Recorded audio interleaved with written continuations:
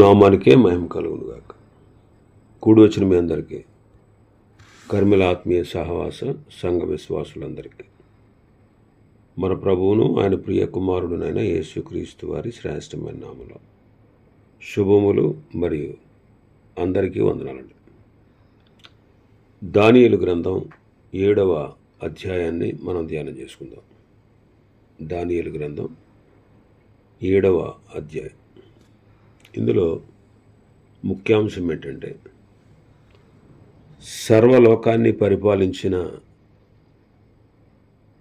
4 గొప్ప రాజ్యముల గూర్చిన దర్శనము మనం చూస్తాం. సర్వలోకాన్ని పరిపాలించిన 4 గొప్ప రాజ్యముల యొక్క దర్శనం. ఈ దర్శనం క్రీస్తు పూర్వం 556వ సంవత్సరంలో కలిగింది. ఈ అధ్యాయములో 4 జంతువులు కనిపిస్తాయి మనకి. ఈ 4 జంతువులు 4 సామ్రాజ్యాలను సూచిస్తూ ఉన్నాయి. ఒకటి బబులోను, రెండవది మాదియా పారసీక,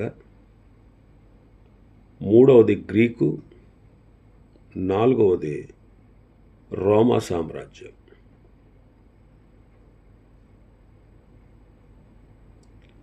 ఈ మూడవ సామ్రాజ్యమైన గ్రీకు రాజ్యం చిరుతపులికి పోలికగా ఉంది. దానికి 4 తలలు ఉన్నాయి. అంటే గ్రీకు సామ్రాజ్యం అలెగ్జాండర్ తర్వాత 4 భాగాలై 4 రాజులు పరిపాలించినటువంటి విధానాన్ని సూచిస్తుంది. ప్రభువైన యేసుక్రీస్తు వారి యొక్క 2వ రాకడ కూడా ఇందులో మనం చూడవచ్చు. ఇదంతా కూడా ప్రవచనం. ఈ అధ్యాయము విశేషంగా ప్రవచన భాగముతో నిండినటువంటి దర్శనాలు ఇందులో ఉన్నాయి. అన్యజనుల కాలము అను గొప్ప కాలాన్ని గూర్చి దేవుడు ఈ అధ్యాయమందు దానియేలుకు తెలియజేశాడు. 2వ అధ్యాయంలో, దానియేలు గ్రంథం 2వ అధ్యాయంలో నెబుకద్నెజరుకు కల ద్వారా బయలుపరచబడిన సంగతులే ఇక్కడ మనం వేరే రీతిగా మరింత విశదంగా తెలుసుకోవచ్చు.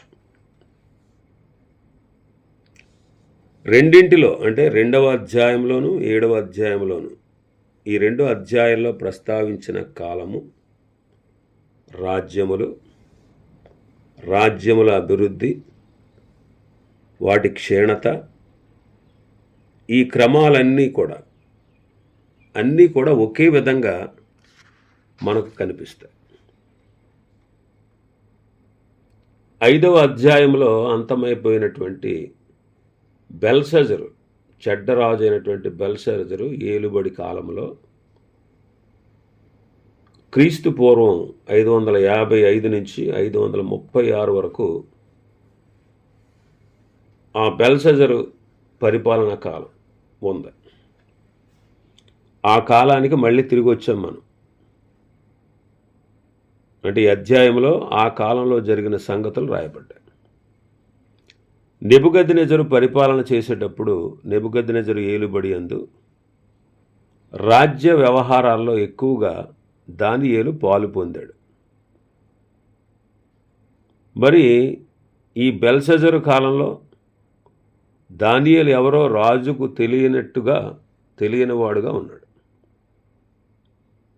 రాజకీయ కార్యాల్లో భారము తగ్గిందనమాట దానియేలుకి. అప్పుడు తాను ప్రేమించిన దేవునితో సహవాసం చేయడం కోసం అవకాశం దొరికింది. 9వ అధ్యాయంలో ప్రస్తావించిన కాలమున దానియేలు విచారించినట్టు ఈ కాలమున కూడా, అంటే బెల్షజరు కాలంలో కూడా తానుండిన కాలం యొక్క పరిస్థితులను గూర్చి తన ప్రజలైనటువంటి యూదుల భవిష్యత్ కాలముల సంగతులను గూర్చి దానియేలు విచారిస్తూ ఆలోచిస్తూ ఉన్నాడు. కాబట్టి 7వ అధ్యాయమందు వివరించబడిన ఈ గొప్ప సంగతులు దేవునితో ఆయన సహవాసం చేయటం ద్వారా ఫలితంగా ఇవన్నీ దొరికాయి. ఈ అధ్యాయాన్ని అంటే 7వ అధ్యాయాన్ని 2వ అధ్యాయాన్ని కలిపి మనం చదువుతూ కొన్ని పోలికలు ఇందులో మనం గమనించవచ్చు. 2వ అధ్యాయంలో నెబుకద్నెజరు చేత సూచించబడిన అన్యజన ప్రభుత్వము మానవ అభిప్రాయ ప్రకారము మానవునకు కనబడే రీతిగా సూచించుతూ ఉంది. ఘనత, వైభవం, ప్రకాశము కలిగి మానవ ఆకారం ఉన్నటువంటి బాహ్య దృశ్యం నెబుకద్నెజరు చూశాడు. కలలో గొప్ప ప్రతిమను చూశాడు. అయితే దానియేలు ఆత్మ సంబంధమైన మనుష్యుడు, దేవుని సేవకుడుగా ఉన్నాడు కాబట్టి అతడు అన్యజనులలో ఏలేటువంటి ఆ 4 గొప్ప ప్రభుత్వాలను దైవ దృష్టితో చూశాడు. నెబుకద్నెజరు వట్టి మానవ ప్రతిమను చూశాడు. కానీ ఇక్కడ దానియేలు జంతువుల రూపాన్ని చూస్తూ ఉన్నాడు. మనుష్యులు పైరూపాన్ని లక్ష్య పెడతారు కానీ యెహోవా హృదయములను లక్ష్యపెట్టును అని సమూయేలు మొదటి గ్రంథం 16వ అధ్యాయం 7వ వచనంలో ప్రభు చెప్పిన మాటలు మనం జ్ఞాపకం చేసుకోవాలి. దేవుడు మానవుల హృదయాలను పరిశీలించినట్లయితే ఎటువంటి దుఃఖకరమైన దృశ్యములు చూడాల్సి వస్తుందో ఒకసారి ఆలోచించేయండి. దేవుడు నీ హృదయాన్ని, నా హృదయాన్ని పరిశీలిస్తే అక్కడ ఆయన ఏం చూస్తాడు? మన స్నేహితులు మనల్ని మెచ్చుకోవచ్చు, ఈ లోకం మనల్ని గొప్పవాళ్ళు అని అనొచ్చు. కానీ మన హృదయం దేవుడు పరిశీలన చేస్తే ఆయన పరిశీలన చేసి చెప్పింది ఏంటంటే, హృదయము అన్నిటికంటే మోసకరమైనది, అది ఘోరమైన వ్యాధి గలది, దానిని గ్రహింపగలవాడు ఎవడు అని ఇర్మియా గ్రంథం 17:9 మనం చదువుతాం. మనము లక్ష్యముంచవలసిన మరొకటి ఏంటంటే, నెబుకద్నెజరు వేరువేరు లోహాలతో చేయబడిన విగ్రహాన్ని, మానవ విగ్రహాన్ని, ఆ రూపాన్ని, బ్రహ్మాండమైన ప్రతిమను చూచాడు. ఇక్కడ దానియేలు క్రూరమైన అడవి మృగముల రూపాన్ని చూస్తున్నాడు అంతే. అంటే దీని అర్థం ఏంటంటే, లోక రాజ్యాలు వెలుపలకి శ్రేష్టమైన లోహములుగా మనుషులకు కనబడుతున్నాయి, కానీ దేవునికైతే అవి క్రూర మృగములుగా కనబడుతూ ఉన్నాయి. ఈ రీతిగా దేవుడు లోక రాజ్యాల్ని యోహానుకు చూపాడు, శిష్యుడైనటువంటి యోహానుకి. ప్రకటన గ్రంథం 13వ అధ్యాయంలో మనం చూస్తాం. ఇక్కడ 4 వచనాలు, మొదటి 4 వచనాలు చదువుదాం. బబులోను రాజగు బెల్షజరు యొక్క పరిపాలన మొదటి సంవత్సరమున దానియేలునకు దర్శనములు కలిగాను. అతడు తన పడక మీద పరుండి ఒక కలగని ఆ కల సంగతిని సంక్షేపముగా వివరించి వ్రాశాను. దానియేలు వివరించి చెప్పినదేమనగా, రాత్రి అందు దర్శనములు కలిగినప్పుడు నేను తేరి చూచుచుండగా ఆకాశపు నలుదిక్కుల నుండి సముద్రం మీద గాలి విసురుట నాకు కనబడింది. అప్పుడు 4 మిక్కిలి గొప్ప జంతువులు మహాసముద్రములోండి పైకెక్కెను. ఆ జంతువులు ఒకదానికొకటి భిన్నములై ఉండెను. మొదటిది సింహమును పోలినది గాని దానికి పక్షిరాజు రెక్కల వంటి రెక్కలుండెను. నేను చూచుచుండగా దాని రెక్కలు తీయబడినవి గనుక మనుష్యుల వలె అది పాదములు పెట్టుకుని నేలపైన నిలువబడెను. మరియు మానవ మనస్సు వంటి మనస్సు దానికి ఇవ్వబడింది. 4 మిక్కిలి గొప్ప జంతువులు మహాసముద్రంలో నుండి పైకెక్కాయి. మహాసముద్రం అంటే లోకం. మహాసముద్రము ఈజ్ ఈక్వల్ టు ఈ లోకము. ఈ లోకములో ఈ లోకాన్ని మహాసముద్రంతో పోల్చారు. ఇక్కడ ఈ మహాసముద్రంలో నుండి 4 జీవులు, 4 మృగాలు పైకి వచ్చాయి. 4 మృగాలు.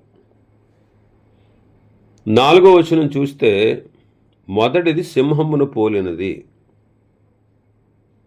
నెబుకద్నెజరు స్వప్నంలో కనబడినటువంటి ఆ ప్రతిమ శిరస్సు బంగారముతో చేయబడింది. బంగారు శిరస్సు. అది 2వ అధ్యాయం 31, 32, 37, 38 వచనాలు. బంగారు శిరస్సు నెబుకద్నెజరు పరిపాలన క్రింద ఉండిన బబులోను సామ్రాజ్యాన్ని సూచిస్తూ ఉంది. ఇది క్రీస్తు పూర్వం 606 నుండి 536 వరకు ఉన్నటువంటి రాజ్యాన్ని సూచిస్తూ ఉంది. బైబిల్ ఎంత ఖచ్చితమైంది అంటే, బైబిల్లో రాయబడిన సంగతులు కల్పిత కథలు కాదు, లేకపోతే అనగనగా అని చెప్పేవి కాదు. కాలము, ప్రదేశము, రాజ్యము, ఆ రాజ్యాన్ని పరిపాలించినటువంటి రాజులు, చరిత్రలో చూస్తే ఇవి సత్యము అని మనకు కనపడతాయి, రుజువు అవుతాయి. కాబట్టి ఇది దానియేలు కాలంలో సూచించబడింది. ఇప్పటికే ఆ 4 రాజ్యాలు ప్రపంచాన్ని ఏలి ముగించబడ్డాయని మనం చూస్తున్నాం చరిత్రలో. మరి మానవుడు చూడడానికి ఆ ప్రతిమ యొక్క శిరస్సు బంగారంతో చేయబడింది కాబట్టి ఈ బబులోను సామ్రాజ్యము మేలిమి బంగారముగా కనబడతా ఉంది మానవులు చూడడానికి. అయితే దాని నిజ స్వభావం క్రూరమైన సింహం లాంటిది. అదే దానియేలుకు దేవుడు చూపించాడు. కాబట్టి బంగారు శిరస్సు బబులోను రాజ్యాన్ని చూపిస్తూ ఉంది. సింహము కూడా బబులోను రాజ్యాన్ని సూచిస్తూ ఉంది. పైకి బంగారు శిరస్సులాగా ఉంది, బంగారంతో చేయబడి మేలిమి బంగారంగా కనబడతా ఉంది. కానీ లోపల అంతరంగ స్వభావం సింహాన్ని పోలినదిగా, దానికి పక్షిరాజు రెక్కల వంటి రెక్కలు ఉన్నాయి అని మనం చదువుతున్నాం. 4వ వచనంలో అదే చూస్తున్నాం. మొదటిది సింహమును పోలినది, కానీ దానికి పక్షిరాజు రెక్కల వంటి రెక్కలుండెను. అంటే సింహము యొక్క బలము, పక్షిరాజు యొక్క వేగము, ఈ 2 బబులోను రాజ్యానికి ఉన్నటువంటి లక్షణాలు వాటిని సూచిస్తూ ఉన్నాయి. దీనికి సంబంధించిన సంగతి ఈ సందర్భంలో మనం చెప్పుకోవచ్చు. అదేంటంటే, లండను అనేటువంటి పట్టణంలో బ్రిటిష్ వారి దగ్గర మ్యూజియం ఉంది. ఈ బ్రిటిష్ మ్యూజియంలో పురాతన వస్తువులను అక్కడ పెట్టారు. ఆ పురాతన వస్తువులు కూర్చున్నటువంటి వాటిలో పాడైపోయినటువంటి బబులోను దేశం యొక్క ప్రాంతాన్ని త్రవ్వి తీసిన వస్తువుల్లో బబులోను రాజ్యమును సూచించిన రెక్కలు గల సింహం యొక్క విగ్రహాన్ని మనం చూడొచ్చు అంట. అక్కడ ఆ బ్రిటిష్ మ్యూజియంలో ఉంది, లండన్లో. ప్రవక్తలు కూడా నెబుకద్నెజరును సింహముతోనూ గరుడు పక్షితోనూ కూడా పోల్చినట్టు మనం పరిశుద్ధ గ్రంథంలో చూడొచ్చు. ఇర్మియా గ్రంథం 4వ అధ్యాయం 7వ వచనం. పొదలలో నుండి సింహము బయలుదేరి ఉన్నది, జనముల వినాశకుడు బయలుదేరి ఉన్నాడు. నీ దేశమును నాశనము చేయుటకు అతడు ప్రయాణమై తన నివాసమును విడిచి ఉన్నాడు. నీ పట్టణములు పాడై నిర్జనముగా ఉండును. పొదలలో నుండి సింహము బయలుదేరి ఉన్నది. జనముల వినాశకుడు బయలుదేరాడు అంటున్నాడు. పొదలలో నుండి సింహం ఏమైందంట? బయలుదేరింది. ఈ సింహం ఎవరంటే నెబుకద్నెజరు. ఈ సింహం ఎవరంటే నెబుకద్నెజరు.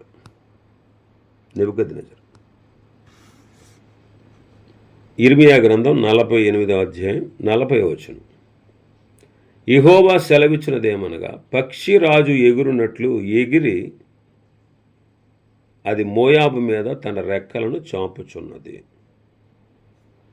ఈ పక్షిరాజు కూడా బబులోను దేశాన్ని గురించి, బబులోను రాజుని గురించి చెప్పబడింది. బబులోను రాజుని గురించి చెప్పబడింది. ఇర్మియా గ్రంథం 49:22. శత్రువు పక్షిరాజు వలె లేచి ఎగిరి బొస్రా మీద పడవలనని తన రెక్కలు విప్పుకొనుచున్నాడు. ఇక్కడ కూడా పక్షిరాజుతో పోల్చబడ్డాడు. ఇంకా మనం చూస్తే ఇర్మియా గ్రంథం 50వ అధ్యాయం 17వ వచనం. ఇశ్రాయేలు వారు చెదరిపోయిన గొర్రెలు, సింహములు వారిని తొలగగొట్టెను. మొదట అష్షూరు రాజు వారిని భక్షించెను. కడపట బబులోను రాజైన ఈ నెబుకద్నెజరు వారి ఎముకలను నలగగొట్టుచున్నాడు. ఇశ్రాయేలు వారు చెదిరిపోయిన గొర్రెల్లా ఉన్నారు. ఎవరు వారిని చెదరగొట్టారంటే సింహములు. ఆ సింహాలు ఎవరు అంటే అష్షూరు రాజు, బబులోను రాజు. అలాగా సింహాలతో పోల్చబడింది. కాబట్టి సింహములతో పోల్చబడ్డారు వీళ్ళు.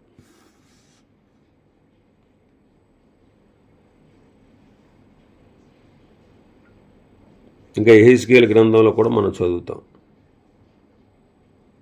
పెద్ద రెక్కలు విస్తారమైన ఈకలు గల పక్షిరాజు కలడు. యెహెజ్కేలు గ్రంథం 17వ అధ్యాయం 3-7 వచనాలు. మరి ఇప్పుడు మన భాగంలోకి వస్తే 4వ వచనంలో, మొదటిది సింహాన్ని పోలినది, కానీ దానికి పక్షిరాజు రెక్కల వంటి రెక్కలు ఉన్నాయి. నేను చూస్తుండగా దాని రెక్కలు తీయబడినవి అని చెబుతుంది. దాని రెక్కలు తీయబడినవి. ఇది నెబుకద్నెజరుకు సంభవించిన పిచ్చితనానికి సూచనగా ఉంది. పిచ్చివాడై అరణ్యంలోనికి తరమబడి పశువుల వలె గడ్డిని మేశాడు. రెక్కలు తీయబడ్డాయి. ఇంక ఎగరలేడు, బలముగా పని చేయలేడు. కాబట్టి నెబుకద్నెజరు తనను తాను హెచ్చించుకున్నాడు.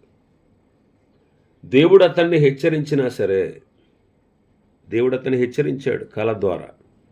బ్రహ్మాండమైన చెట్టు, ఆ చెట్టును నరుకుము, దాని ముద్దును మిగిలించుము అనేటువంటి దర్శనం ద్వారా దానియేలు చేత దేవుని ద్వారా హెచ్చరించబడ్డాడు. ఎవరు? నెబుకద్నెజరు. రాజా, నీకున్నటువంటి గర్వాన్ని నువ్వు విడిచిపెట్టు, నీవు అనేకుల మీద దయ చూపించు, సర్వోన్నతుడకు దేవుడే నీకు అధికారం ఇచ్చాడని తెలుసుకో. నీ అంతటా నువ్వు ఈ ప్రభావాన్ని, అధికారాన్ని పొందలేదు. ఈ విషయాలన్నీ స్పష్టంగా దానియేలు నెబుకద్నెజరుకు చెప్పాడు.